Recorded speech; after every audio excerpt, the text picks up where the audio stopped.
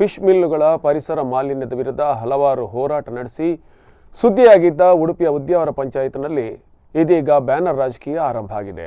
ಉದ್ಯಾವರದ ಪಿತ್ರೋಡಿಯಲ್ಲಿ fish mill ತೆರೆಯಲು ಉದ್ಯಮಿಯೊಬ್ಬರು ಮುಂದಾಗಿದ್ದು, ಈ ಮಿಲ್ ವಿರುದ್ಧ 2 ಬಾರಿ ಗ್ರಾಮಸ್ಥರು ಪ್ರತಿಭಟನೆ ನಡೆಸಿದ್ದಾರೆ. ಈ ಮಿಲ್ಗೆ ಅನುಮತಿ ನೀಡಿದ ಪಂಚಾಯತ್ ಕಚೇರಿಗೆ ಬೀಗ ಜಡಿಯುವ ಕಾರ್ಯಕ್ರಮವೂ ನಡೆದಿದ್ದು, ಆದರೆ ಈಗ ಮಿಲ್ ಮಾಲೀಕ ಮತ್ತು ಹೋರಾಟಗಾರರ ನಡುವೆ ಬ್ಯಾನರ್ ಸಮರ ನಡೀತಾ ಇದೆ.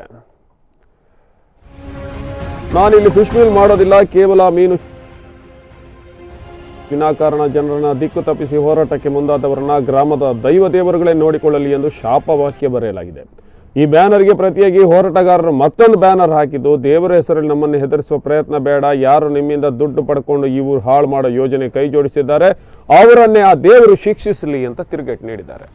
ಒಟ್ಟಾರೆ ಇದು ಬ್ಯಾನರ್ ರಾಜಕೀಯ ಉಡುಪಿಯ ಪಿತ್ರೋಡಿ ಪಂಚಾಯತ್ನಲ್ಲಿ ನಡೆದಿದೆ.